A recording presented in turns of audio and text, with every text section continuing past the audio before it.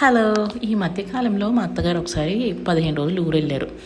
ఆ 15 రోజులు నాకు వంట చేయాలంటే అబ్బా 3 పూట్ల 4 పూట్ల నా వల్ల కాలేదు. సో ఆవిడ ఉన్నప్పుడు అంత తెలిసేది కాదు, కానీ ఆవిడ లేనప్పుడు మటుకు ఈ వంట చాలా ఇబ్బందిగా అనిపించింది. ఇష్టం ప్లస్ ఇబ్బంది కలిగిందే వంట అని నాకు అనిపించింది.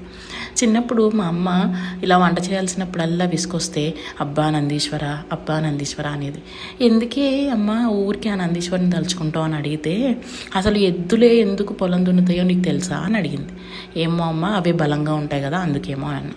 కాదు, శివయ్య పెట్టిన శాపం నందీశ్వరుడికి నువ్వే పొలం దున్నాలి అని చెప్పేసి అనింది. అదేంటమ్మా అంటే, సో దానికి కూడా ఒక స్టోరీ ఉందంట. స్టోరీ ఖచ్చితంగా నెక్స్ట్ వీడియోలో చెప్తాం. సో స్నాక్స్కి ఇలా మిగిలిపోయిన దోసల పిండితో ఇలా గుంట పొంగడాలు వేసాను. చాలా క్రిస్పీగా చాలా బాగా వచ్చాయి. క్రిస్పీగా రావాలి అంటే అందులో కొంచెం ఇడ్లీ రవ్వ కలుపుకోండి,